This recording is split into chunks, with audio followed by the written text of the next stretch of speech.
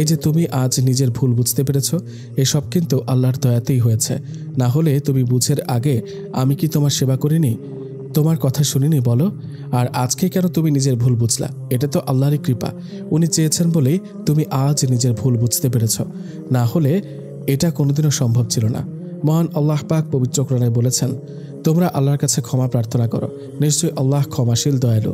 সূরা মুজাম্মিল আয়াত 20। যেখানে স্বয়ং আল্লাহ কোরআনে বলেছেন ক্ষমার কথা, সেখানে আমরা কি মা? তুমি তাওয়াক্কুলের সাথে আল্লাহর কাছে ক্ষমা চাও, ইনশাআল্লাহ আল্লাহ তোমায় ক্ষমা করবেন। মহান আল্লাহ পাক কোরআনে আরও বলেছেন, যে গুনাহ করে কিংবা নিজের অনিষ্ট করে অতঃপর আল্লাহর কাছে ক্ষমা প্রার্থনা করে সে আল্লাহকে ক্ষমাশীল ও করুণাময় পায়। সূরা আন-নিসা আয়াত 110। তুমি এখন অনুতপ্ত হয়ে তওবা করে আল্লাহর কাছে ক্ষমা চাও, মা, আল্লাহ তোমাকে ক্ষমা করবেন ইনশাআল্লাহ। তিশার মা পলক্ষীনভাবে আফনানের মুখের পানে চেয়ে আছে, শুধু কথাগুলো শ্রবণ করছে আর বলছে, তোর মা খুব ভাগ্যবান রে আফনান, যার গর্ভে তুই ছিলি সে খুব লাকি। তোর মতো মেয়েই হয় না। কত সুন্দর করে কথাগুলো বলে গেলি। আফনানকে কাছে ডেকে কপালে আলতো করে একটা চুমু এঁকে দিল। আফনানের মন আজ খুব খুশি, মনে হচ্ছে নিজের হারিয়ে যাওয়া মাকে খুঁজে পেল। তিশার মায়ের চোখে পড়ল হঠাৎ করে দরজার দিকে, আর তাকিয়ে দেখে আফনানের বাবা দাঁড়িয়ে আছে। তিশার মায়ের বুঝতে বাকি রইল না যে তিনিও আড়ালে চোখের পানি ফেলেছেন। তবুও না বুঝার ভান করে বলল, আফনানের বাবা, তুমি কখন এলে? না মানে এই তো এখনই এলাম, ভাবলাম একবার দেখে আসি তোমার কি অবস্থা তাই। তুমি এখন কেমন ফিল করছো তিশার মা? তিশার মা কথাটা শুনে একটু অন্যরকম বোধ করলো, আর সে মনে মনে ভাবতে লাগলো, আজ যদি আমি আফনানের মা হতাম, আজ আফনানের মা বলেই ডাকতো। আর আমাকে সে নামেই বা ডাকবে কেন?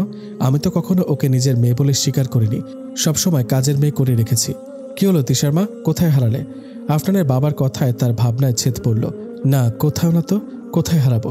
এই তো আলহামদুলিল্লাহ, এখন ঠিক আছে। যার পাশে আফনান থাকে সে কি অসুস্থ থাকতে পারে? তিশার মায়ের মুখে এরকম কথা শুনবে এটা সে অনেকদিন আগেই বুঝেছিল। যাক, তবুও এত তাড়াতাড়ি যে বুঝলা, এতেই আলহামদুলিল্লাহ। বলেছিলাম তো আমার আফনান মায়ের মতো মেয়েই হয় না। আচ্ছা এখন আসি, রাত প্রায় শেষের দিকে, একটু ঘুমিয়ে নাও। বলে চলে যেতে চাইলে তিশার মা আফনানের বাবার হাতটা ধরে, আমার একটা আবদার ছিল, বাচ্চাদের মতো করে বলল। আবদারের কথা শুনে তাহের খান চমকে উঠলেন আর বললেন, এত রাতে তোমার আবার কিসের আবদার বাচ্চাদের মতো? সে তুমি বাচ্চা বলো আর মুরব্বী যাই বলো না কেন, আমার আবদার রাখতেই হবে, ব্যাস। আফনান এতক্ষণ চুপটি করে বাবা আর মায়ের খুনসুটিগুলো উপভোগ করছিল। বাবা, আগে তুমি শোনো না মায়ের কি আবদার, তারপর না হয়। ঠিক তো, আগে না শুনে আমায় বাচ্চাদের মতো বলতে লাগলো, বলে মন খারাপ করে বসে রইল। আরে মা, তোমার মন খারাপের কোনো দরকার নাই, তুমি বলে ফেলো তো। বাবাকে নিশ্চয়ই এতদিনে চিনে ফেলেছ সে কেমন প্রকৃতির লোক। আচ্ছা আফনানের বাবা, শোনো, আজ থেকে আমাকে তিশার মা নয়, আফনানের মা বলে ডাকবা। বলো, আমি আফনানের মা হতে চাই। তিশার মায়ের মুখে এরকম কথা শুনে বাপ মেয়ের দুজনেরই চোখ দুটো ছানা বড়া হয়ে গেল। দুজনই বনে দাঁড়িয়ে রইল। আফনানের বাবা দীর্ঘ একটা নিঃশ্বাস ছেড়ে বলল, হ্যাঁ, এতদিনে তুমি বুঝলে তাহলে? আরে আমি তো তোমাকে এনেছিলাম আমার আফনানের মা করেই। তুমি শুধু কথা শেষ করতে না দিয়েই তিশার মা কেঁদে দিল আর বলতে লাগলো, আমাকে আর লজ্জা দিও না, আমাকে ক্ষমা করে দাও আফনানের বাবা, আমি অনেক ভুল করেছি, বলেই কান্নায় ভেঙে পড়ল। আফনান ছলছল চোখে মায়ের চোখের পানি আলতো করে মুছতে মুছতে বলল, মাগো, তুমি এভাবে কান্না করো না, তুমি আমাকে মেয়ে বলে মেনে নিতে পারোনি তো কি হয়েছে? আমি তো তোমাকে মা বলেই মেনেছি, মা বলেই ডেকেছি। তুমি আমার মা, জন্ম দাওনি হয়তো, কিন্তু মা বলার সৌভাগ্য তো হয়েছে আমার। আমি মা ডাকলে কি তুমি সাড়া দাওনি বলো? তাহলে কেন তুমি আজ এভাবে কান্না করছো? তোমার তো একটা মেয়ে নয়, আজ থেকে আমিও তোমার নিজের মেয়ে। মাগো, তোমার আঁচলের নিচে আমাকে একটু জড়িয়ে নাও, বলে হু হু করে কেঁদে দিল। মা মেয়ের কান্না দেখে তাহের খান কি বলবেন, তিনি আল্লাহর কাছে শুকরিয়া জানিয়ে চলে গেলেন আর মনে মনে বলতে লাগলেন, আজ আমার টেনশন শেষ হলো। আফনানের জন্য টেনশন করার মানুষ ফিরে এসেছে, ওর ভালো মন্দ দেখারও মানুষ ফিরে এসেছে। ইয়া আল্লাহ, দেরিতে হলেও তুমি আমার মেয়ের এমন একজন সুখ দুঃখ শেয়ার করার মানুষ ফিরিয়ে দিলে, শুকরিয়া তোমার কাছে। দূর থেকে আজানের ধ্বনি ভেসে আসছে। আফনান মাকে নামাজ পড়তে বলে নিজেও নামাজে চলে গেল।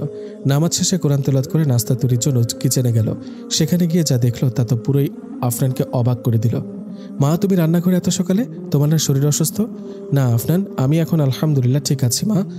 আর সারা বছর তো তুই রান্নার কাজ করেছিস, আমি তোকে একটুও না হয়ে হেল্প করি? মা কি মেয়েকে হেল্প করতে পারে না পাগলি? মায়ের কথায় আফনানের চোখে পানি এসে গেল আর মনে মনে ভাবতে লাগলো, নিজের মা বুঝি এমনই হয়, মেয়ের কষ্টকে ভাগাভাগি করে নেয়। আমি তো আমার নিজের মায়ের আদর পেলাম না, বুঝতেও পারিনি। মায়ের কথায় আফনান বাস্তবে ফিরে আসলো আর দুজনে একসাথে নাস্তা রেডি করলো। এদিকে রকি ফজরের নামাজ পড়ে মর্নিং ওয়াক করলো। নাস্তার টেবিলে সবাই একসাথে নাস্তা করছে আর মাকে বলল, আম্মু আজ সাপ্তাহিক ঈদের দিন, আজ বাসায় স্পেশাল কিছু তৈরি করবা। আমার কিছু বন্ধুদের ইনভাইট করেছে, ওরা আসবে। স্পেশাল কথাটা শুনে রকির মায়ের আফনানের কথা মনে পড়ে গেল। ইস, আজ মেয়েটা যদি আমার নিজের কেউ হতো তাহলে আজ ও সব স্পেশাল করেই তৈরি করতো।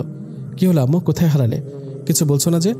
না, এই তো ইনশাআল্লাহ বাবা, তুই টেনশন করিস না। কখন আসবে তোর বন্ধুরা? এই তো মা, ওদেরকে বলেছি জুম্মার নামাজ পড়বো একসাথে, কাল রাতেই ওদের বলেছিলাম। একটু পরে কল করবো আবার। আচ্ছা। রকি এক এক করে সবাইকে কল করে জেনে নিল, সবাই আসার সম্মতি জানালো, কিন্তু জুয়েল বাহানা ধরল, দোস্ত আমি আজ যেতে পারবো না। জুয়েলের কথা শুনে রকির মনটা বিষণ্ণতায় ভরে উঠল। কেন রে জুয়েল, কি সমস্যা বল না আমায়। কত আশা করেছি সবাই আজ একসাথে জুম্মা পড়বো, আর আম্মুকেও তোদের আসার কথা বলেছি। রকি, আমি পরে না হয় একদিন তোর বাসায় যাব। আসলে আমার নতুন জামা নেই, আর যেগুলো আছে তা পরিষ্কারও নয়। কেন, তুই জামা দিয়ে কি করবি? তোর বোন না তোকে একটা পাঞ্জাবি কিনে দিল, সেটা পরবি। ব্যাস, আমি আর কোনো কথা শুনবো না, তুই আসবি, এটাই শেষ কথা। জুয়েল আবারও অনুরোধের সুরে বলল, দেখ দোস্ত, আমি পাঞ্জাবি পরি না, ভালো লাগে না। আর হঠাৎ করে মসজিদে পাঞ্জাবি পরে, না না প্লিজ, এবারের মতো মাফ কর। আর বিশেষ করে রকি জুয়েলের কথা পুরো না শুনে ফিক করে হেসে দিল আর বলল, শোন, নামাজের জন্য তো পাঞ্জাবি বেস্ট, আমিও পাঞ্জাবি পরে নামাজ পড়ি আলহামদুলিল্লাহ। নামাজ পড়ার জন্য আমার আলাদা পোশাক, আর তুই কিনা খুঁজছিস শার্ট প্যান্ট। মহান আল্লাহ তাআলা পবিত্র কোরআনে বলেছেন, হে বনি আদম, তোমরা প্রত্যেক নামাজের সময় সাজসজ্জা সুন্দর পোশাক পরিধান করে নাও। সূরা আল আরাফ আয়াত 31। আয়াতে পোশাককে সাজসজ্জা শব্দের মাধ্যমে ব্যক্ত করে ইঙ্গিত করা হয়েছে যে নামাজে শুধু সতর গুপ্ত অঙ্গ আবৃত করা ছাড়াও সামর্থ্য অনুযায়ী সুন্দর পোশাক পরিধান করা উত্তম। আর তোর সামর্থ্য অনুযায়ী বেস্ট পোশাকটাই আছে। তাছাড়া হজরত হাসান রাদিয়াল্লাহু তাআলা আনহু নামাজের সময় উত্তম পোশাক পরিধানে অভ্যস্ত ছিলেন। তিনি বলতেন, আল্লাহ তাআলা সৌন্দর্য পছন্দ করেন, তাই আমি প্রতিপালকের সামনে সুন্দর পোশাক পরে হাজির হই। এই আয়াত দ্বারা নামাজে যেমন সতর ঢাকা ফরজ বলে প্রমাণিত হয়, তেমনই সামর্থ্য অনুযায়ী পরিষ্কার পরিচ্ছন্ন পোশাক পরিধান করার ফজিলত প্রমাণিত হয়।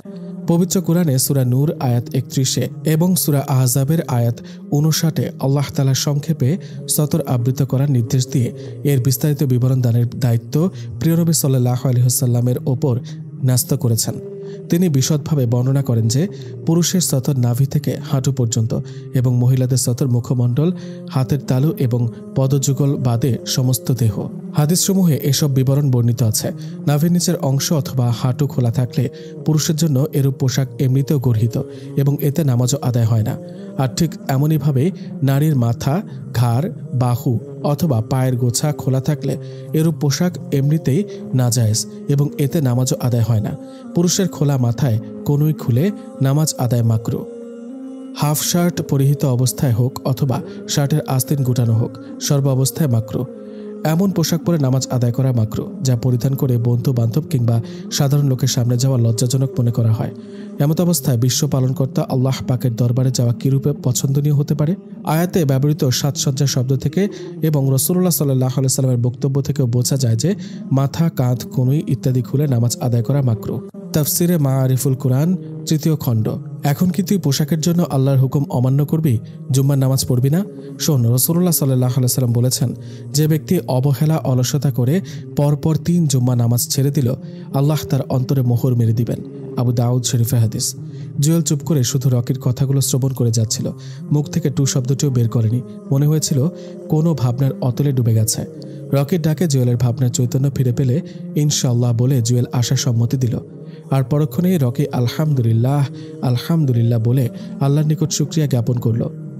রকি চটজলদি করে গোসল সেরে রেডি হয়ে নিল। আর মসজিদে পৌঁছে যা দেখল সেটার জন্য রকি মোটেও প্রস্তুত ছিল না। মসজিদে গিয়ে দেখে সবাই এসে গেছে আর সবাই একই ড্রেস পাঞ্জাবি পরেছে। মনে হচ্ছে যেন জান্নাতের পাখিগুলো দাঁড়িয়ে আছে। আজ মনে বড় শান্তি লাগছে। রকি ওদের সবাইকে দেখে মাশাআল্লাহ মাশাআল্লাহ বলে কোলাকুলি মুসাফা করতে করতে বলল, আজ বড় আনন্দের দিন দোস্ত। সত্যি আজ আমরা এক আত্মা, এক উম্মাহ। আলহামদুলিল্লাহ আলহামদুলিল্লাহ। আল্লাহ আমাদের সবাইকে কবুল করে নিন, আমিন। নামাজ শেষ করে সবাই রকির বাসায় গেল, কিন্তু ওরা একজন আরেকজনকে বলল, আজ আঙ্কেল আন্টিকে জিজ্ঞেস করব রকি এত তাড়াতাড়ি পরিবর্তন হলো কেমনে। রকি ওদের সবাইকে বাবা মায়ের সাথে পরিচয় করিয়ে দিল। রকির মা সবাইকে একই সাজে দেখে খুব খুশি, মুখ ফুটে বলেই ফেললেন, তোমাদের তো একই সাজে দেখতে বেশ লাগছে, আলহামদুলিল্লাহ। আরে আন্টি আর বলবেন না, এই তো সবই রকির জন্য। ও না বললে তো আজ এমন। রকি ওদের কথার ইতি টেনে, হয়েছে আর বলতে হবে না। এখানে আমারই যদি সব কৃতিত্ব হয় তাহলে তোদের কি কিছুই নেই? তোরা নিজেরা যদি না পড়তি, না আসতি, আমার কি বা করার ছিল বল? সে যা বলেছিস, তবে তুই তো মেইন গুরু, বলে সবাই অট্টহাসি দিল। রকি ওদের হাসি শুনে কিছুটা ইতস্তত বোধ করলো আর বলল, এই থাম থাম, এভাবে হাসছিস কেন? এরকম করে হাসা ঠিক না, জানিস? এরকম হাসলে। জুয়েল রকের কথা শেষ করতে না দিয়ে বলল, এবার আবার শুরু করবে, আমাদের হাদিস শোনানো শুরু করবে। হ্যাঁ, তোদের হাদিসই শোনাবো, ঠিক ধরেছিস। তোরা তো বাংলায় ভারী এক্সপার্ট, কিন্তু ইসলামিক দিক থেকে খুবই দুর্বল, যেটা আমাদের আগে দরকার। 2 মিনিট একটু বস তোরা, আমি যাব আর আসব। সবাই হ্যাঁ সূচক মাথা নাড়ালো। এই ফাঁকে রকি আলেয়াকে ওদের খাবারের আয়োজন করতে বলল, কারণ ও জানে খাবারের পর আর ওদের রাখা যাবে না, কারণ ওরা পগার পার হবে। রকি সবার উদ্দেশ্যে বলল, দোস্ত শোন, হাসি কয়েক প্রকার আছে। আমরা কেউ জানি, আবার কেউ জানি না। তবে আমাদের এখনও জানার বোঝার শেখার বয়স আছে। এই যে তোরা উচ্চস্বরে 2 পাটি দাঁত বের করে হাসি দিলি, এটা দেখতে কেমন লেগেছে? নিশ্চয়ই ভালো লাগেনি, আর শুনতেও বিশ্রী লেগেছে। রানা রকির কথার মাঝে প্রশ্ন করল, আচ্ছা তাই বলে কি হাসতে মানা? হাসতে পারবো না রকি? সবসময় কি হুতুম পেঁচার মতো গোমরা মুখ হয়ে বসে থাকবো? হাসি আনন্দ ছাড়া জীবন অতিবাহিত করা যায় নাকি? ইম্পসিবল। রকি নরমভাবে জবাব দিল, আরে না, আমরা অবশ্যই হাসবো না কেন? তবে সেই হাসিতে থাকা চাই রাসূলের সুন্নতের ছোঁয়া। হযরত মুহাম্মদ সাল্লাল্লাহু আলাইহি সাল্লামের পবিত্র হাসি আমাদেরকে শিক্ষা দিয়েছে কিভাবে হাসতে হয় এবং কতটুকু হাসতে হয়, আর কতটুকু হেসে বন্ধু বান্ধবের হক আদায় করতে হয়। আর আমাদের রাসূল সাল্লাল্লাহু আলাইহি সাল্লামের হাসিতে কয়েকটি ঘটনা ছাড়া দাঁত বের হতে দেখা যায়নি। যে হাসিতে দাঁত বের হয় না তা উচ্চস্বরেও হয় না। রাসূল সাল্লাল্লাহু আলাইহি সাল্লাম সবসময় মুচকি হাসতেন, যা দাঁত এবং আওয়াজ বের হওয়া ছাড়াই প্রকাশিত হয়। আর এই মুচকি হাসি মুসলমানের হাসি। আর আমরা নিশ্চয়ই মুসলমান নাকি, এতে সন্দেহ আছে? ভ্রু কুঁচকে বলল রকি। শোন, তোদের একটা টিপস দেই। আজ বাসায় গিয়ে আয়নার সামনে দাঁড়িয়ে একবার অট্টহাসি আর একবার মুচকি হাসি দিবি, দেখবি 100% শিওর রাসূলের সুন্নতের ছোঁয়ায় সিক্ত স্নিগ্ধ মুচকি হাসির সৌন্দর্যে বিমোহিত হবি। আর এমন নেই যে হাজারে একটা পাওয়া দুষ্কর। আর দাঁত বের করে উচ্চস্বরে হাসা মুনাফিকের হাসির লক্ষণ, অর্থাৎ অট্টহাসি, যেটা এখনই তোরা করলি। যারা যখন তখন অট্টহাসি হাসে তাদের সম্পর্কে আল্লাহ তাআলা কোরআনে ইরশাদ করেছেন, অতএব তারা মুনাফিকেরা কিছু সময় হেসে নিক এবং তাদের কৃতকর্মের ফলস্বরূপ অনেক বেশি কাঁদবে। সূরা তাওবা আয়াত 83। অন্যত্র তাফসিরে মাজহারিতে মুনাফিকদের উদ্দেশ্যে একটি হাদিস উদ্ধৃত হয়েছে, দুনিয়া অল্প কিছুদিনের জন্য অবস্থানস্থল, এতে যত ইচ্ছে হেসে নাও। অতঃপর দুনিয়া যখন শেষ এবং আল্লাহর সান্নিধ্য উপস্থিত হবে, তখনই কান্নার পালা শুরু হয়ে যাবে, যা আর নিবৃত্ত হবে না। মুনাফিকের হাসির প্রতি আল্লাহ ও রসুল ক্ষোভ প্রকাশ করেছেন, কেননা তাদের হাসি পরকাল থেকে অমনোযোগী হওয়ার হাসি। কোনো এক কবির ভাষায় বলি, মুমিনদের হৃদয়ে হয় হাজারো দুঃখ, ইমানের বাগান থেকে যদি তার একটি কুটা হারায়। তাই দোস্ত শোন, মুমিন ব্যক্তি কখনো অট্টহাসি হাসে না রে। ইসলাম আমাদের এত সুন্দর করে শেখায়, তবুও আমরা বুঝি না। তাই এমন হাসি হাসবি না যাতে অন্তর মরে যায়। এতক্ষণ সবাই নির্বাক দর্শকের মতো হয়ে রকির বলা কথাগুলো শুনছিল, কিন্তু পর্দার আড়াল থেকে যে জলিল সাহেব ও শুনছিল সেটা রকি খেয়াল করেনি। মারহাবা মারহাবা বলতে বলতে রকির সামনে এসে ছেলেকে বুকে জড়িয়ে নিল আর বলল, বাবা, আমি যে এই দিনটাই এতদিন চেয়ে আসছিলাম, আমার ছেলেটা ইসলামের দাওয়াত দিবে আর তার আলোয় সবাই আলোকিত হবে। রানা জলিল সাহেবকে উদ্দেশ্য করে বলল, আঙ্কেল, একটা কথা জানার জন্য মনটা আমাদের সকলের আঁকুপাকু করছে। আসলে রকি তো আমাদেরই বন্ধু।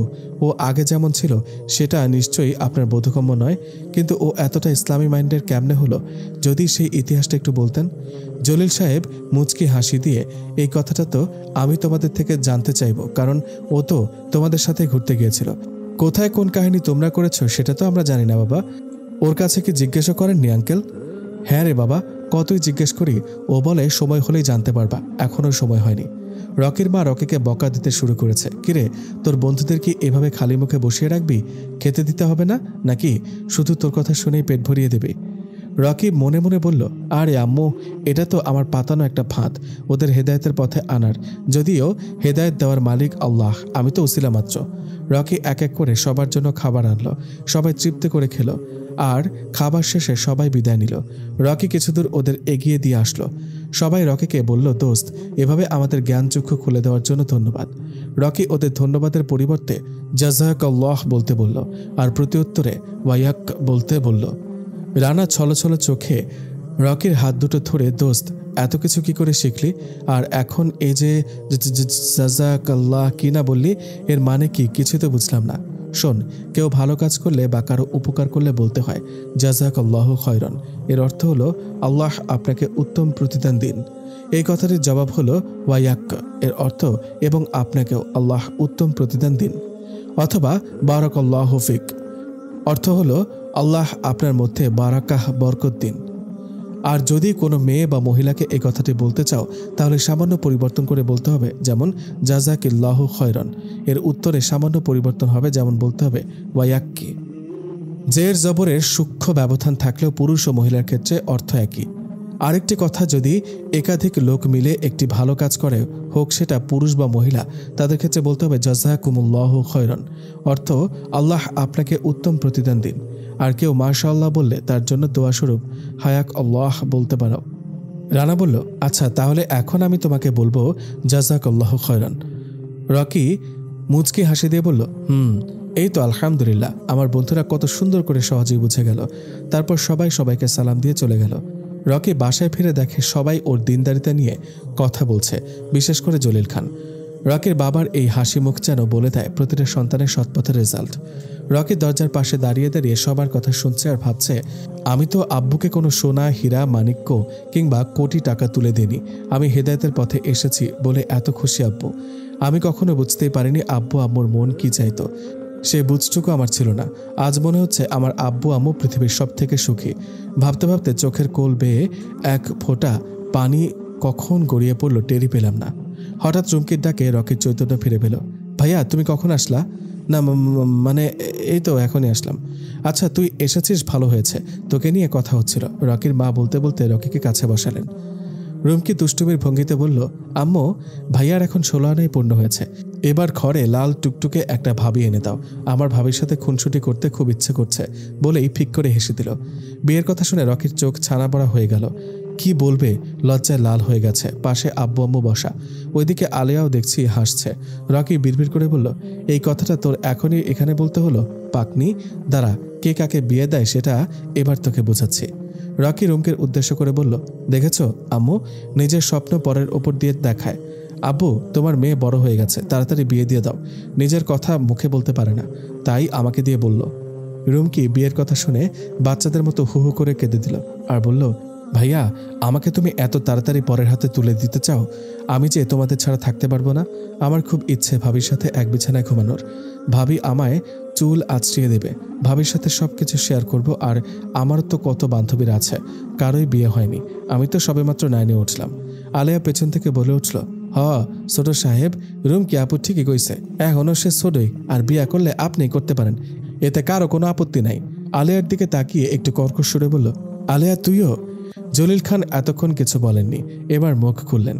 এই পাকা ছেলে মেয়েগুলো, আমরা যে জলজান্ত দুজন গার্ডিয়ান এখানে আছি সেটা কি তোমরা ভুলে গেলে? নিজেরা একা একে নিজের কাজ সারছ, আমরা কি বানের জলে ভেসে আসছি নাকি? আর বিয়ে, সেটা তো বললেই হবে না। এখনো মেয়ে দেখা দেখি হলো না, হুট করে তো বিয়ে হয় না। রুমকি তড়িখড়ি করে আব্বুর কাছে গিয়ে বলল, আব্বু, মেয়ে আর দেখবা কি? মেয়ে তো রেডি, শুধু ভাইয়া আর তোমরা সায় দিলেই তো হয়। রুমকির কথা শুনে রকির চোখ আবার ছানা বড়া হয়ে গেল আর বলল, কি বলিস তুই? পাগল হলি নাকি? মেয়ে রেডি মানে? কোথায় কোন মেয়ে? কেন ভাইয়া, ছোট আন্টির মেয়েকে তুই ভুলে গেলি? কত মস্করা ইয়ার্কি করতি। ছোটবেলায় আমি না বুঝতাম কিছু, কিন্তু আম্মু তো জানে। আর তারা তো জিনিয়া আপুকে তোর সাথে বিয়ে দিতে এক পায়ে খাড়া। জিনিয়া? হোয়াট? কি বলিস, পাগল নাকি? রকি ওর মায়ের কাছে গিয়ে, আম্মু প্লিজ, এখন এই বিয়েটিয়ে বাদ দাও তো, আমার ভালো লাগছে না। আচ্ছা রুমকি, বাদ দে তো, কোথায় ছেলে মেয়ের খবর নেই আর তোরা কি শুরু করলি? আর আমি রাতে তোর আন্টিকে জিজ্ঞেস করে দেখি, অনেকদিন হলো জিনিয়াকে দেখি না, কেমন হলো, কতটুকু হয়েছে আগে দেখি, তারপর। এখন চল, সবাই খেয়ে নিবি। এদিকে আফনান দিন দিন ওর মায়ের প্রিয় থেকে প্রিয় হয়ে উঠছে। খুব খুশি, আনন্দ যেন উপচে পড়ছে। এতদিন একা একা জানলার পাশে বসে বাইরে তাকিয়ে নীরবে চোখের পানি ফেলত, আর এখন একটা মুহূর্ত একা থাকতে চায় না। সবসময় এ কথা সে কথা নিয়ে হাসি খুশিতে মেতে থাকে। আফনানের মা আফনানকে বলল, মা তোর হাতের নাস্তা না খেলে বিকেলটা যেন শেষ হয় না, আজ একটা কিছু হয়ে যাক না, বলে একটা মুচকি হাসি দিল। আফনান কখনো এরকম কথা শোনেনি মায়ের মুখে। হাসি তো দূরে থাক, আফনান বিস্মিত হয়ে বলল, মা তুমি? কথা শেষ করতে না করতে ওর মা বলে উঠল, আফনান সত্যি বলছে। যেই কথা সেই কাজ। আফনান চট জলদি করে ডিম দিয়ে পিঠা তৈরি করে ফেললো নতুন আইটেমে। ঘ্রাণে পুরো বাড়ি মম করছে। তাহের সাহেব নাকে ঘ্রাণ শুকতে শুকতে আজ বাড়িতে নিশ্চয়ই নতুন কোনো আইটেম তৈরি হয়েছে বলতে বলতে কিচেনের দিকে গেল। মা আফনান, কি তৈরি করলি রে? ঘ্রাণে তো আমি না এসে পারলাম না। বাবা, আজকে নতুন আইটেম ডিম সুন্দরী তৈরি করছি, তুমি যাও, আমি নিয়ে আসছি।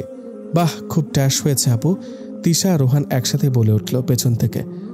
দেখতে হবে না মেয়েটা কার, বলল আফনানের মা। তাহের সাহেব বড় একটা নিঃশ্বাস ছেড়ে বলল, জানি না আফনান ব্যতীত এই সকাল বিকাল কিভাবে পার করব। কেন আব্বু? আপু কোথায় যাবে? তিশা বলল, মেয়েরা কি সারা জীবন বাবার বাড়ি থাকে রে মা?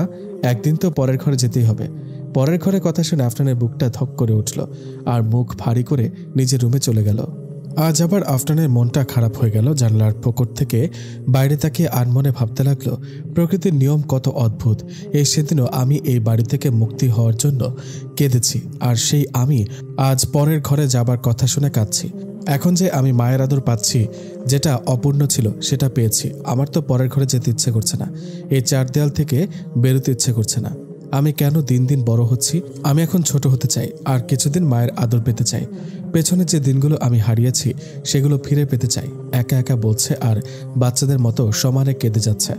হঠাৎ অনুভব করলো কে যেন একটা হাত আফনানের কাঁধের ওপর রাখছে। পেছনে ফিরে দেখে ছলছল চোখে আফনানের মা দাঁড়িয়ে আছে। আফনান ওর মাকে দেখা মাত্র জড়িয়ে ধরে আবারও কাঁদতে লাগলো। আধো আধো কণ্ঠে বলতে লাগলো, মাগো, আমি তোমাদের ছেড়ে কোথাও যাব না। আমার বুকটা খাখা করে, মনে হচ্ছে মরে যাচ্ছি। কখনো বিয়ের কথা, পরের ঘরে যাবার কথা বইল না। আমি এই চার দেওয়ালের ভেতরে থাকতে চাই মা, বিশেষ করে তোমার আদর পেতে চাই, তোমার স্নেহ ভালোবাসা পেতে চাই। আফনানের কথাগুলো শুনে ওর মা বোবা বনে চলে গেল। কি বলবে ভেবে পাচ্ছে না, শুধু এইটুকুই বলছেন, পাগলি রে, তোরে তো বিয়ে দিচ্ছে না, তোর বাবা তো শুধু পরের ঘরে একদিন যেতে হবে এইটুকুই বলেছে, আর বিয়ে কার কখন কোথায় লেখা আছে সেটা তো আল্লাহ ভালো জানেন।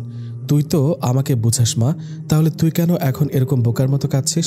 আফনান আরো জোরে মাকে জড়িয়ে ধরল। না মা, বলা আর বিয়ে দেওয়া সেম কাছাকাছি, আমি বিয়ে করব না, এগুলো শুনবো না। আচ্ছা বাবা, ঠিক আছে, কই দেখি তো, এবার চোখ খুলে তাকাতো। বাচ্চাদের মতো বিয়ের কথা শুনে দেখ কি অবস্থা করেছে চোখ মুখের। তাহের সাহেব দরজার সামনে দাঁড়িয়ে এতক্ষণ মেয়ের কান্না দেখেছেন আর নিজেও কেঁদেছেন। কাউকে বুঝতে না দিয়ে সেখান থেকে প্রস্থান করলেন। আফনানকে সান্ত্বনা দিয়ে নিজের রুমে চলে গেলেন। রাতে সবাই খাবার খেয়ে ঘুমাতে গেলে আফনানের বাবা আফনানের রুমে গেল। গিয়ে দেখে আফনান অন্যমনস্ক হয়ে কি যেন ভাবছে।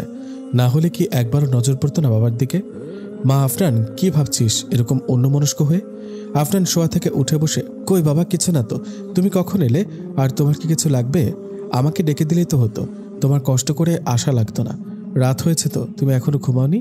সমানে প্রশ্ন করে যাচ্ছে আফনান। মারে, একটু থাম, এতগুলো প্রশ্ন একসাথে করলে উত্তর তো একটাও পাবি না।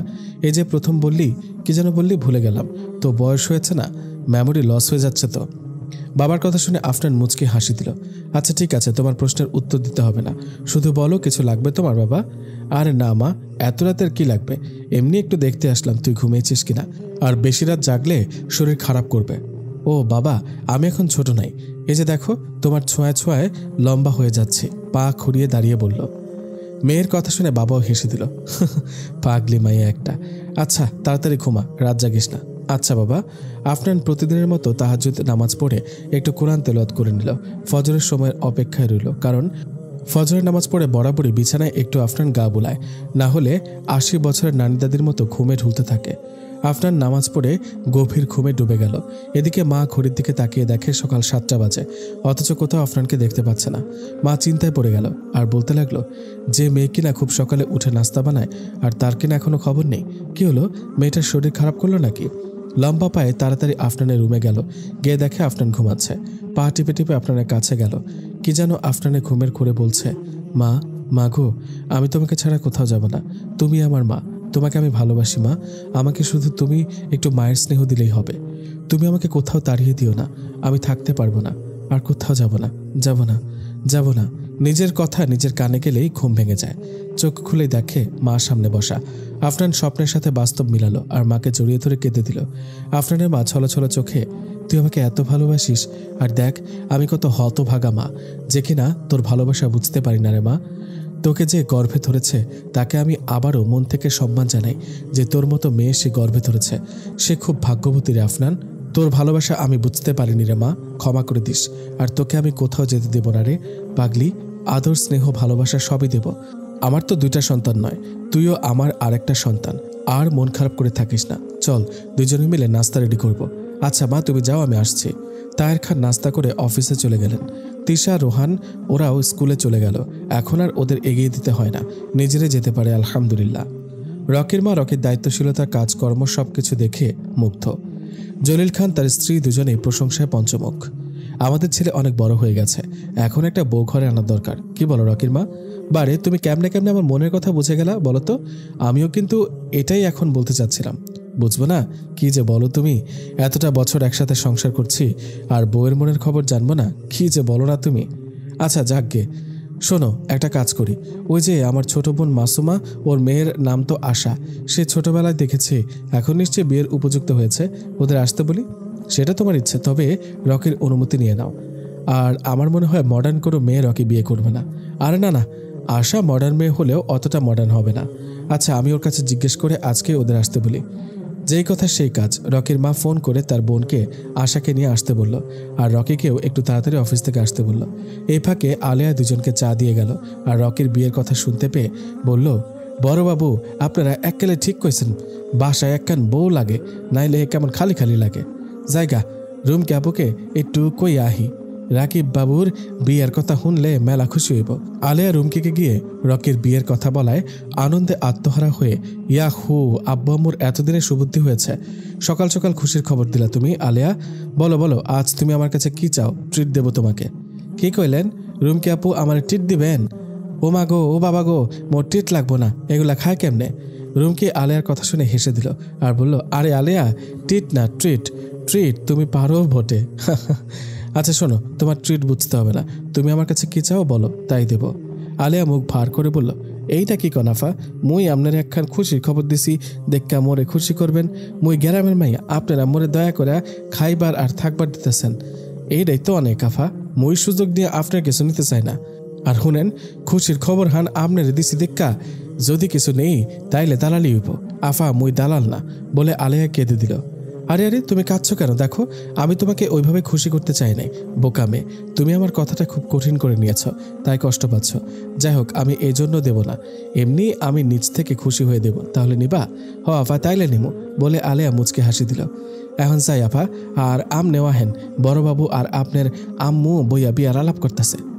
ক্রিং ক্রিং কলিং বেল বাজছে। জলিল সাহেব নিজেই দরজা খুললেন। দরজা খুলে যা দেখলেন তিনি তা দেখার জন্য প্রস্তুত ছিলেন না। রকির বাবা থ হয়ে ঠায় দাঁড়িয়ে রইলেন, কি বলবেন ভাষা খুঁজে পাচ্ছে না। রকির মা বলল, কে এসেছে? হ্যাঁ, কই গেলে, কিছু বলছো না কেন? বলতে বলতে নিজে দরজার কাছে আসলেন। ওমা, তোরা এসে গেছিস? এ কি, তুমি ওদের এভাবে বাইরে দাঁড় করে রেখেছো কেন? আর কিছু বলছো না যে? আপা, আপনাদেরকে অনেকদিন পর দেখেছে তো, তাই হয়তো চিনতে পারেনি।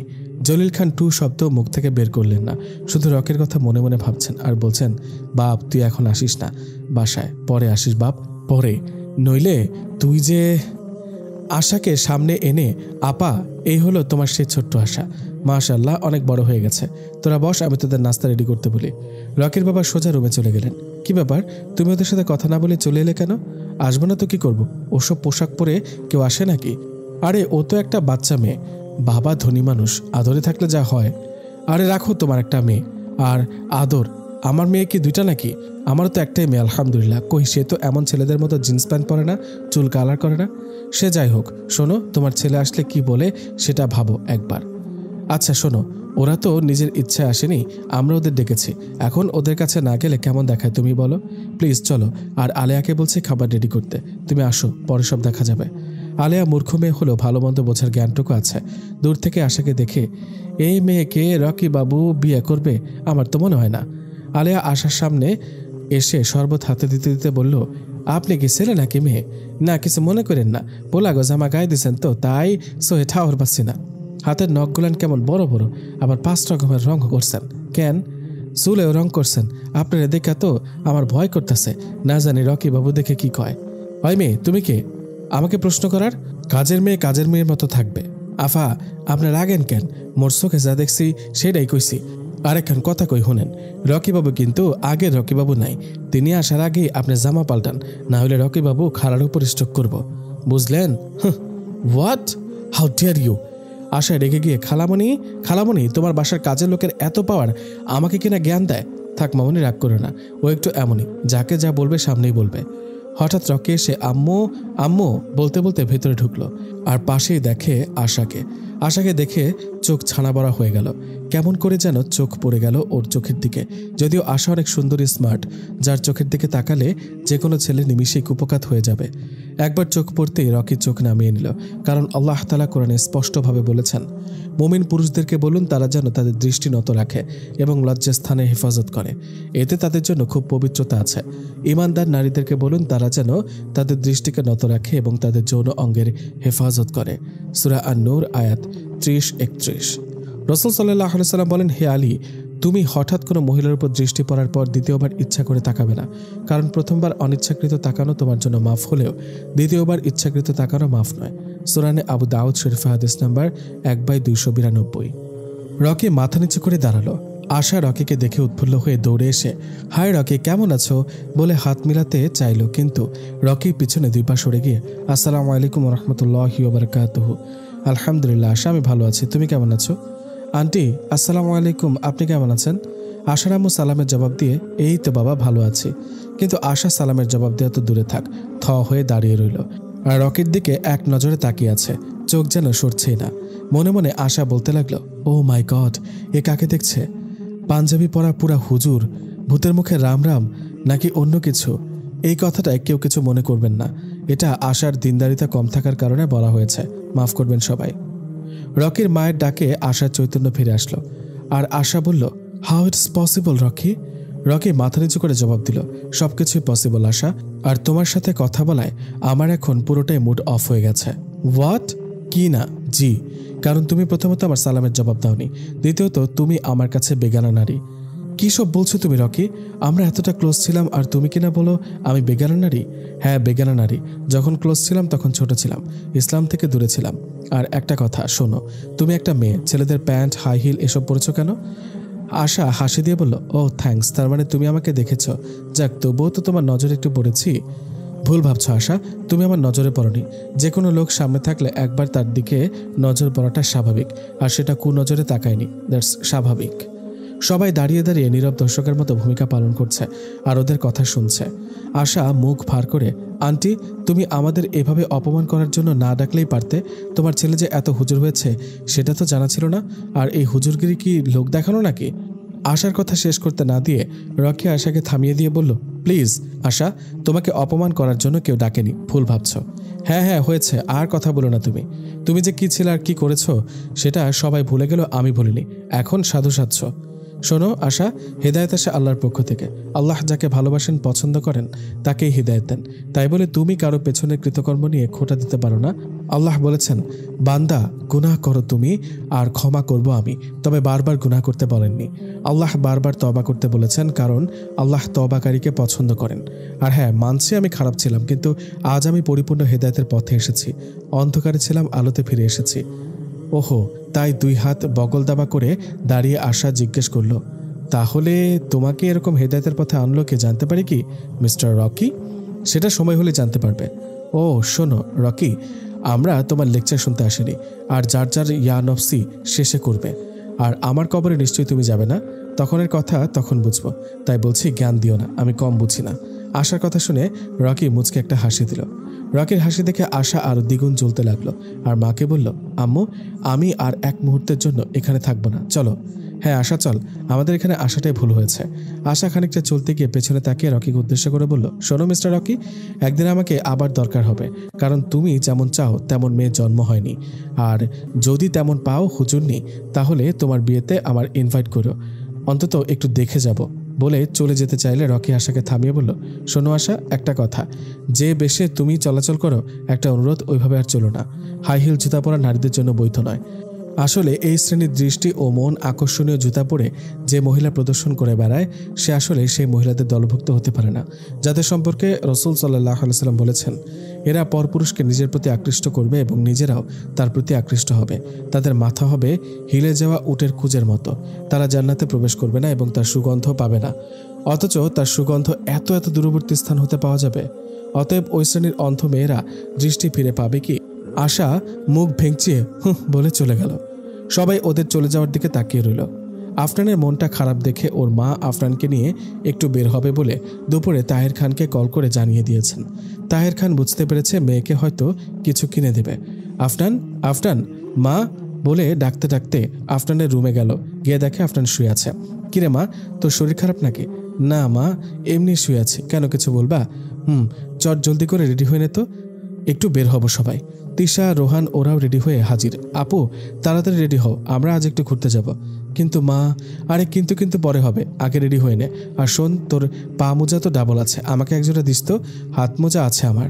মায়ের মুখে মোজার কথা শুনে আফনান খুব খুশি হলো আর বলল, মা তুমি মোজা পরে যাবা? বারে, মোজা পরবো না? যার এরকম একটা মেয়ে আছে তার মা কি করে হাফ পর্দা বের হবে বলতো?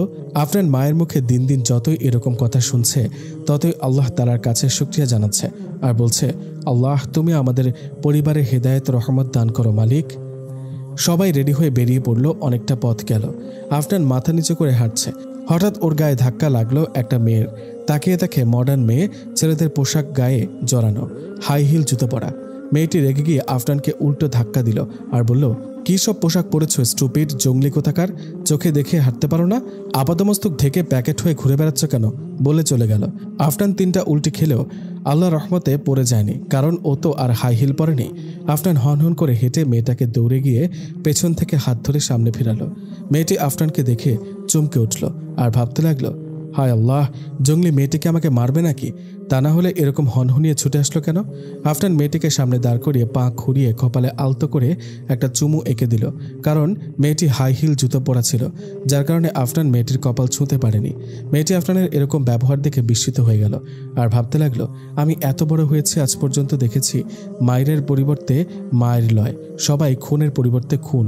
আর এই মেয়েকে যে কিনা আমাকে, আসলে কি সত্যি এসব পোশাকের মেয়েরা এমন হয়? পর্দাশীল মেয়েরা এমন আচরণের হয়? ভাবতে ভাবতে দেখে আফনান চলে গেছে। মেয়েটি হলো আশা। আজ আফনানের এরকম ব্যবহার দেখে সে চঞ্চল বদমেজাজি মেয়েটা কেমন হয়ে গেল। কিরে মা, কি হলো, কি ভাবছিস? আম্মু, আজ আমি ওই বোরকাওয়ালি মেয়েটার সামনে পরাজিত হলাম, হেরে গেলাম আজ ওই মেয়েটার ব্যবহারের কাছে।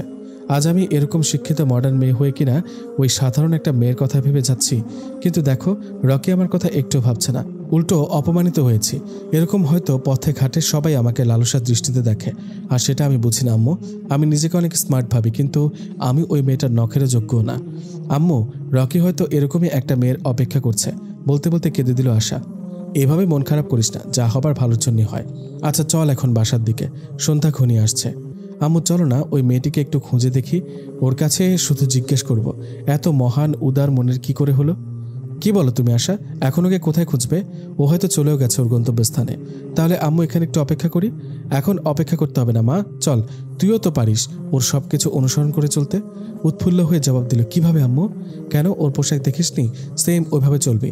জানিস মা, আমি তোকে অনেক চেষ্টা করেছিলাম ঠিক ওইভাবে তৈরি করতে, কিন্তু পারিনি। কেন জানিস? কারণ তোকে বেশি একটা জোর করিনি, আমার একটা মাত্র আদরের মেয়ে বলে। তাই যদি কখনো রাগ করে কোথাও চলে যাস। মায়ের কথা শুনে আশার চোখ ছানাবাড়া হয়ে গেল আর বলল, আম্মু আমাকে তোমরা এতটা ভয় পেতে কেন? ভয় পাওয়ার কারণ আছে রে মা। একবার তুই বায়না করেছিলি ছেলেদের মতো জিন্স প্যান্ট কিনে দিতে হবে, কিন্তু আমি চাইনি। তুই ছেলেদের বেশ ধারণ কর। পরে তুই রাগে কাউকে কিছু না বলে বাসা থেকে চলে গিয়েছিলি, আর ভাগ্যিস সেদিন তোর আব্বু অফিস ফেরার পথে তোকে দেখতে পেয়েছিল, না হলে তো তোকে কোথাও পেতাম না। আহ আম্মু, আফসোস, সেদিন যদি আমাকে আরও শাসন করতা তাহলে হয়তো আজ রকের কাছে এরকম অখাদ্য হতাম না। থাক মা, মন খারাপ করিস না। আম্মু, আমি ওই মেয়েটিকে চিনি না, তবে ওর কণ্ঠটা স্পষ্ট মনে আছে, খুবই মিষ্টি। আজ ওই মেয়েটা আমার চোখ খুলে দিয়েছে। আম্মু, আমি আর একটু দেরি করতে চাই না, প্লিজ চলো। আজকে এখন থেকে আমি ওর পথ অনুসরণ করব। যদি কোনোদিন ওর সাথে দেখা হয় কৃতজ্ঞতা প্রকাশ করব। আমি এখান থেকে মার্কেটে গিয়ে পর্দার সব কিনবো। আম্মু, আমাকে তুমি কিনে দিবা? বাচ্চাদের মতো বায়না করে বলল। আশার এরকম কথার জন্য ওর মা কখনো প্রস্তুত ছিল না। আজ যেন নিজেকে একজন পরিপূর্ণ মা হিসেবে মনে হচ্ছে। খুশিতে চোখে পানি চলে এলো। চোখ মুছতে মুছতে বলল, কি বলিস মা, আমি কিনে দেব না? অবশ্যই কিনে দেব। আমি তো এরকম একটা দিনের জন্য অপেক্ষা করছিলাম। আজ তোর জন্য আমিও পর্দা করতে পারবো। আমি পর্দা করলে তুই আমাকে বাধা দিতি আর বলতি, আম্মু এরকম প্যাকেট হলে আমার সাথে তুমি কোথাও যেতে পারবে না। আশা মাকে জড়িয়ে ধরে বাচ্চাদের মতো হু হু করে কেঁদে দিল আর বলল, আম্মু তুমি আমাকে ক্ষমা করে দাও, আমি অনেক বড় পাপ করেছি। না রে মা, তুই ক্ষমা চাস না। আজ রকের কথা মিলে গেল। আল্লাহ যাকে হেদায়েত দেয় সে এমন করে হেদায়েত প্রাপ্ত হয়। চল এখন বাসার দিকে, কাল সকালে মার্কেটে এসে কিনে দিব সব। না আম্মু, আমি এই শুভ কাজে দেরি করতে চাই না। কাল মার্কেটে আসলে কালকেই আমি পর্দা করে আসতে চাই ইনশাল্লাহ। কিন্তু এখন গেলে তো বাসায় যেতে যেতে রাত হবে। আম্মু আব্বুকে কল করে বলে দাও। আর তাছাড়া এখনও অনেক সময় আছে সন্ধ্যা নামতে। যেই কথা সেই কাজ, ওরা মার্কেটে চলে গেল। কিন্তু কে জানতো আফনানও সেই একই মার্কেটে গেছে। আশা বোরকা হিজাব নিকাব কিনে সাথে সাথে পরে নিল। হঠাৎ চোখ পড়ল আশার আফনানের দিকে। একই পাশাপাশি মার্কেট থেকে বের হচ্ছে আফনান। আশাকে না চিনলেও আশা ঠিকই আফনানকে চিনে ফেলেছে। আশা দুই হাত টান করে বাধা দিয়ে দাঁড়ালো আফনানের সামনে। আফনান সালাম দিয়ে, এক্সকিউজ মি, কে আপনি? আপনাকে তো চিনতে পারিনি, আর এভাবে আমার সামনে বাধা হয়ে দাঁড়ালেন কেন? কি দরকার আপু আপনার? আশা মুখে কথা না বলে মাথা নেড়ে সায় দিল। কি দরকার আপু? আমি এই মুহূর্তে কি করতে পারি আপনার জন্য বলুন, ইনশাল্লাহ চেষ্টা করব। আশা আফনানকে জড়িয়ে ধরে কেঁদে দিল আর বলল, বোন আমাকে তুমি ক্ষমা করে দাও। আমি তোমার কাছে ক্ষমা চাই। আমি যে আর কেউ নই, সেই মেয়ে যে কিনা তোমাকে ধাক্কা দিয়েছিলাম, অনেক কটু কথা বলেছিলাম। আমি জানতাম না যে এই প্যাকেট হওয়ার ভেতরে এত স্বস্তি, এত শান্তি, এত সুখ, এত সম্মান। বোন আমাকে ক্ষমা করে দাও, তুমি আমার চোখ খুলে দিয়েছ। দমনা ছেড়ে একশ্বাসে কথাগুলো বলে যাচ্ছে আশা। আফনান আশার কথা শুনে আল্লাহর কাছে শুকরিয়া জানালো আর বলল, আল্লাহ তুমি এত সুন্দর, এত নিখুঁতভাবে, এত তাড়াতাড়ি মানুষকে হেদায়েত দিতে পারো। ইয়া মালিক, তোমার গুণগান করে কখনো শেষ করতে পারবো না। তবুও তুমি তোমার এই নগণ্য বান্দীদের কবুল করে নাও। আফনান আশাকে শক্ত করে বুকে জড়িয়ে ধরে, বোন তুমি আমার কাছে ক্ষমা চেও না। আমি তখন কিছু মনে করিনি, কারণ তখন তোমার বুঝ ছিল না। আল্লাহ তোমাকে এখন বুঝ দিয়েছে, হেদায়েত দিয়েছে। যিনি তোমাকে হেদায়েত দিয়েছেন সে মহান আল্লাহর কাছে হেদায়েত চাও। আমি তো শুধুমাত্র উসিলা বোন। দুজন দুজনের সাথে পরিচয় হয়ে নিল, নাম জানা পর্ব শেষ করে নিল। তারপর সালাম বিনিময় করে যে যার গন্তব্যের দিকে পা বাড়ালো। এদিকে রকির মনটা ভালো নেই। দুনিয়ার মানুষ আজও এত অশ্লীলভাবে চলাচল করে, না জানি কার কি কোথায় হয়। আর মনে রকি ভাবতে লাগলো, কাকে আমার অর্ধাঙ্গী করে রেখেছ মালিক জানি না, তবে সে আর যাই হোক আশার মতো যেন না হয়। হঠাৎ চমকির ডাকে রকির ভাবনা ভাঙলো। কি ব্যাপার ভাইয়া, আশা আপুর কথা ভাবছো বুঝি? কি যাতা বলিস বোন, আমি একটা বেগানা নারীর কথা ভাববো কেন? এটা ভাবা কত বড় গুনাহ সেটা আমরা জানি না। আমরা শুধু সামনে যে জিনিস দেখি সেটা নিয়ে মনে করি যে গুনাহ করছি, কিন্তু না, তার চেয়ে বড় গুনাহ হলো কাউকে নিয়ে ভাবনা করা। এটা জিনার সমতুল্য। আচ্ছা ভাইয়া, সে না হয়ে বুঝলাম, কিন্তু তুমি যেমন মেয়ে চাও তেমন মেয়ে এই যুগে পাওয়া বিরল। শোন, আল্লাহ চাইলে সব কিছুই পারেন। আমি কি এই যুগের না? আমি আল্লাহর একজন গুনাহগার বান্দা মানছি, তাই বলে কিন্তু ইসলাম থেকে একটুও পেছোপা নই। নিজের জীবন চলে যাবে, তবুও নবীর সুন্নত ছাড়ব না। আল্লাহ নামাজ কালাম থেকেও দূরে যাব না ইনশাল্লাহ। রুমকিও ভাইয়ের সাথে ইনশাল্লাহ বলল। রকির মা অনেকক্ষণ ধরে দরজার কাছে দাঁড়িয়ে দুই ভাই বোনের তালিম শুনছিল। কেউ সেটা খেয়াল করেনি। কিরে, তোরা দুজনে এখানে? আম্মু এসো বসো। তুমি এলে কখন? রকি মাকে উদ্দেশ্য করে বলল। সে তো অনেকক্ষণ হলো এসেছি, তোদের কথা শুনছিলাম। আচ্ছা বাবা, তুই কেমন মেয়ে বিয়ে করবি বল? আমি তোর আব্বু দুজনেই চাই ঘরে একটা বউ আনতে। কে কখন মরে যায় তা তো বলা যায় না। রকি কাঁদো কাঁদো কণ্ঠে, আম্মু প্লিজ মরে যাবা এই কথাটা বলবে না। আল্লাহ যখন ডাক দিবে তখন তো রাখতে পারবো না, কিন্তু আমার সামনে বলিও না আম্মু। আমি চাই একটু ধার্মিক মেয়ে বিয়ে করতে, বলে রকি চলে গেল।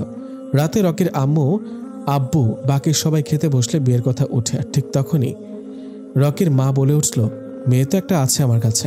আচমকা এই কথা শুনে সবার চোখ ছানা বাড়া হয়ে গেল, আর সবাই একসাথে বলে উঠল, কোথায়, কোন মেয়ে? কেন রকির আব্বু, তুমি ভুলে গেলে আফনানের কথা? ওই যে তুমি একবার গেলা, পরে আমাকেও নিয়ে গেলা। ও তাই তো। কিন্তু রকির মা মন খারাপ করে বলল, ওদের সাথে আমাদের কি? বলো তুমি, ওদের সাথে আমাদের মানে?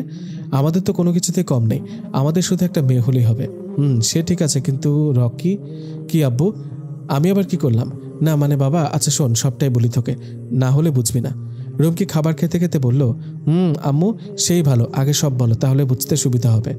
আসলে রকি মেয়েটা হলো আমাদের অফিসের যে ম্যানেজার আছে না, তাহের খান, তার মেয়ে।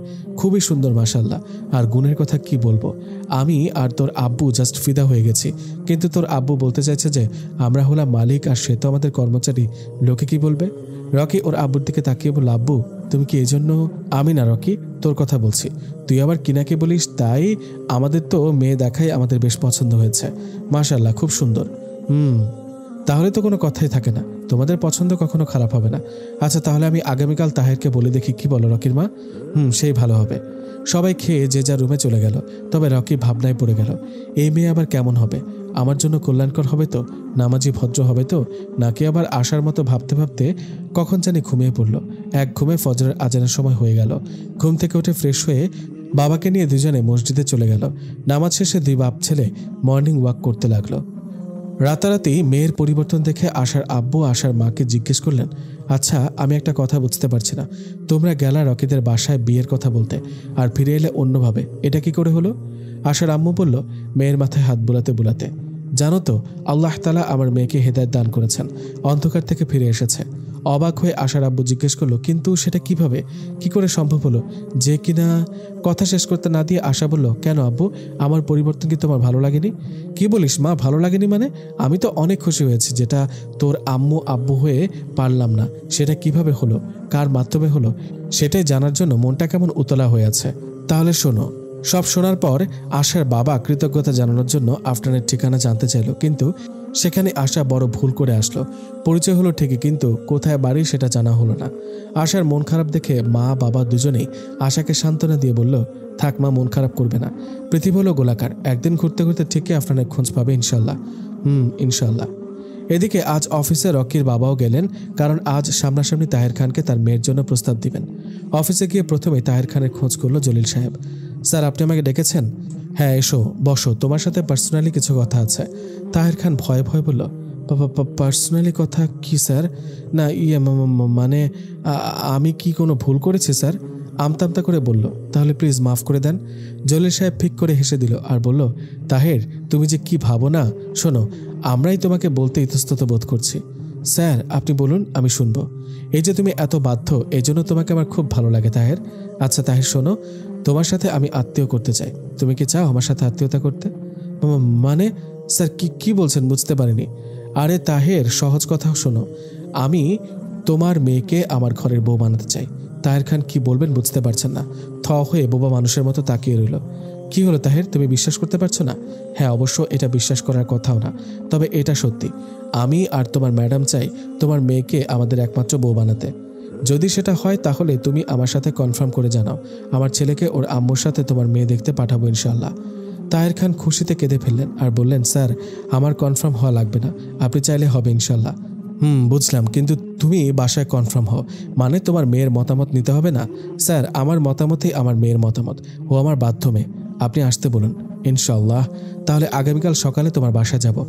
তাহের খান হ্যাঁ সূচক মাথা নাড়িয়ে চোখ মুখ মুছতে মুছতে কক্ষ থেকে প্রস্থান করলো আর আল্লাহর কাছে শুকরিয়া জানালো। সবই তোমার লীলা খেলা আল্লাহ, সবই তোমার ইশারা, না হলে এত ধনী লোক যার কিনা আমি বেতনে কর্মরত, সে আমার মেয়েকে তার ঘরের বউ বানাতে চায়। বাকি সব কিছুর ফয়সালাও তুমি করে দিও ইয়া রব।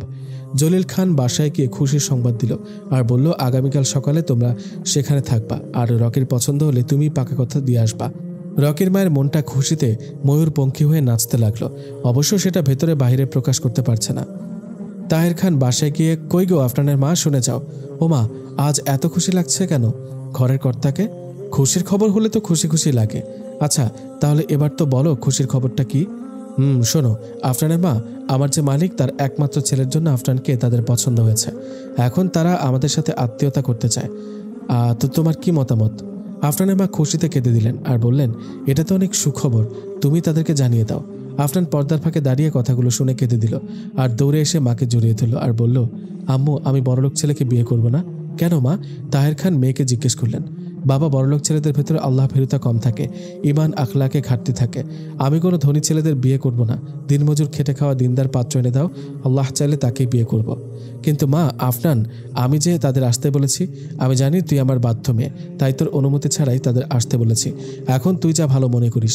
একটু ভেবেচিন্তে বলে তাহের খান চলে গেলেন। আফনান কি করবে আর কি ভাববে, ওর ভাবনা কখনোই কোনো ধনী ছেলেদের আনতে পারেনি। আফনানের মা মেয়েকে ডেকে অনেক বোঝালেন, কিন্তু আফনান অবুঝ। তবুও মা বললেন, দেখো আফনান, এখানে অন্য কেউ হলে তাকে নিষেধ করা যেত, আর তোর বাবার মালিক তোর বাবাকে অনেক ভালোবাসে। এখন যদি সে নিষেধ করে তাহলে তো তার এক মুখে দুই কথা বলা হয়ে যাবে। পরে আল্লাহ না করুক তোর বাবার চাকরিটা যদি চলে যায় তাহলে কি হবে মা, বলতো? আফনান কিছু বলছে না, শুধু নীরবে চোখের পানি ফেলছে। এখন আল্লাহ ছাড়া কেউই নেই। আফনান আল্লাহর উপর ভরসা করে মাকে হ্যাঁ সূচক মাথা নাড়িয়ে রুমে চলে গেল। রকিদের আসার সময় এসেছে। মা বারবার আফনানকে তাড়া দিচ্ছে সবকিছু ঠিকঠাক হয়েছে কিনা। আজও আফনান খাবারের বিভিন্ন আইটেম করলো, কারণ ওর মতো করে কেউ এত সুন্দর রান্না আর ডেকোরেশন করতে পারে না। হঠাৎ কলিং বেল বেজে উঠল। শব্দটা শুনে আফনানের কলিজা কেঁপে উঠল। এই বুঝি সেই বড়লোকের বেটা আসছে। আফনানের বাবা দরজা খুলে সালাম বিনিময় করে তাদের ভেতরে নিয়ে আসলেন। রুমকির নজর শুধু পুরো রুমটার দিকে, শুধু হয়ে দেখছেন আর ভাবছেন, এরকম এত সুন্দর পরিপাটি রুম কিভাবে হয়। আমার প্রথম এরকম কোনো বাড়ি দেখলাম যা সর্বদিক থেকে পরিপাটি। আম্মু তো সেদিন ঠিকই বলেছিল। রকির বন্ধুরা যদি আসতে চেয়েছিল, কিন্তু সে আনেনি, কারণ আফনানকে দেখার অধিকার শুধুমাত্র ওর একার। আর এটা জায়েজ আছে, নিজের পছন্দের একটা ব্যাপার স্যাপার আছে, বাট অন্য কোনো বেগানা পুরুষ আফনানের কাছে অবৈধ। আর তাছাড়া এই বাড়ির সব নিয়মকানুন রকির মা আগেই বলে দিয়েছে। রকি শুধু ভাবছে আর ভাবছে, মেয়েটি কেমন হবে, হোক সে কালো, কিন্তু ধার্মিকতার দিক থেকে কমতি থাকা চলবে না। আমার কোনো টাকা পয়সা চাই না, রূপ লাবণ্য চাই না। ইয়া আল্লাহ, খাঁটি মনের একটা অর্ধাঙ্গী মিলিয়ে দিও। সারা পথ শুধু একই কথা, আর আফনানদের বাড়িতে এসেও একই কথা সমানে বলে যাচ্ছে। পরিচয় পর্ব শেষ করে খাবারের আয়োজন করলো। তাহের খান এক এক করে খাবার আনছেন। রুমকি রকি খাবারের ডেকোরেশন দেখেই ভোজনের অর্ধেক হয়ে গেছে। রুমকি ফোন বের করে খাবারের পিকচারগুলো তুলে নিচ্ছে। বিয়ে হোক বা না হোক, খাবারগুলো তো সবসময় দেখতে পারবো। আফনান ভয়ে কাঁদছে, মনে মনে বলছে, যদি পছন্দ হয়ে যায় আমাকে, তাহলে তো আমাকে নিয়ে যাবে। আমি কেমনে যাব অপরিচিত একটা জায়গায়? কি করে আপন করে নেব অপরিচিত একটা ছেলেকে? আর সে যদি ধার্মিক না হয় তাহলে কি হবে? আফনানের মনের ভেতরে এই ৯-৬ শুধু ওঠানামা করছে। এর মধ্যে মা এসে আফনানকে তাড়া দিচ্ছে তাড়াতাড়ি রেডি হওয়ার জন্য। আফনান মাকে জড়িয়ে ধরে কেঁদে বুক ভাসিয়ে দিচ্ছে আর বলছে, ও মা গো, ওরা তো দেখে আমাকে পছন্দ হলে নিয়ে যাবে, আমি যাব না। আরে পাগলি মেয়ে, দেখতে আসলে কি বিয়ে হয়? তোর বয়সে যখন আমি ছিলাম তখন আমাকে কত জায়গা থেকে দেখতে আসছিল, কিন্তু রিজিকে আছে তোর বাপের সাথে, তাই এখানে হয়েছে। নে মা, চট করে রেডি হয়ে নে, আর কান্দিস না। সব মেয়েকেই একদিন পরের ঘরে যেতে হবে। আমরা এমনই একটা জাত মা, জানিস, যাদের কোনো নিজস্ব বাড়ি নেই, একটা বাবার বাড়ি, একটা শ্বশুর বাড়ি। তাহের এসেছে আফনানকে দেখতে, রেডি হলো কিনা। এসে দেখে মাকে জড়িয়ে ধরে কাঁদছে। মা, আফনান এই সময় কাঁদতে নেই, আর এখন কাঁদলে চোখ ফুলে যাবে, দেখতে ভালো লাগবে না। আফনান অভিমানের সুরে, থাক, আমি তো সেটাই চাই, আমার কেউ পছন্দ না করুক, আমি তোমার কাছে আর মায়ের কাছে থাকতে পারবো তবুও। তাহের খান মুচকি হাসি দিয়ে, আফনানের মা, শুনছো মেয়ের কথা? আরে মা শোন, রিজিক যেখানে আছে সেখানেই হবে। আল্লাহ তো জোড়া জোড়ায় সৃষ্টি করেছেন। আয় আয়, তাড়াতাড়ি রেডি হয়ে নে মা। আফনানের মা আফনানকে রেডি হতে বলে সেও চলে গেল।